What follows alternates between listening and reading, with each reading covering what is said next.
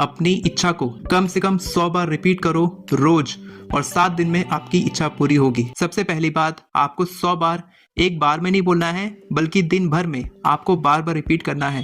तो जब आप बार बार अपने एफर्मेशंस को रिपीट करते हैं और वैसे ही महसूस करते हैं, वैसे ही सोचते हैं, वैसे ही शब्द बोलते हैं और वैसे ही आप एक्शंस लेते हैं, तब आपके जो डोमिनेंट थॉट्स होते हैं, जो भी आप सोच रहे हैं, जैसा महसूस कर रहे हैं, वैसे ही आप बनते चले जाते हैं, क्योंकि आपके डोमिनेंट थॉट्स पॉजिटिव हैं, नेगेटिव नहीं है।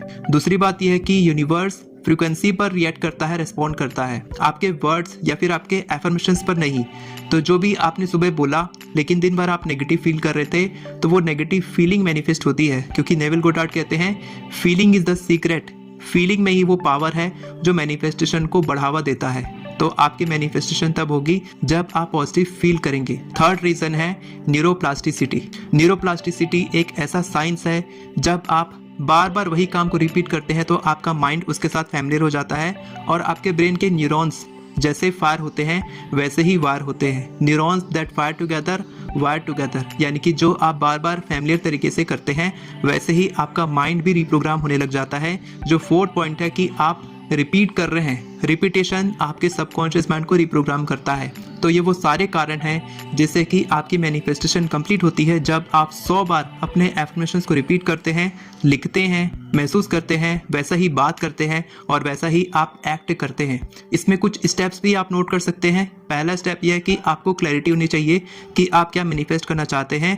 दूसरा स्टेप यह है कि आपको वैसे ही एफर्मेशन बोलना है, यानी कि आप अपनी इच्छा के लिए अलग अलग एफर्मेशंस क्रिएट नहीं करेंगे या फिर आप मल्टीपल एफर्मेशंस नहीं बोलेंगे।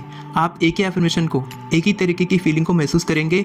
तीसरा पॉइंट ये है कि आप रात में सोने से पहले, सुबह उठने के बाद के टाइम को मिस नहीं करेंगे, क्योंकि ये वो टाइम है जब आपका सबकॉन्शियस माइंड रीप्रोग्राम होता है। तो आपको इस समय तो बोलना ही है, बाकी दिन भर भी आप अपने एफर्मेशंस को रिपीट करेंगे।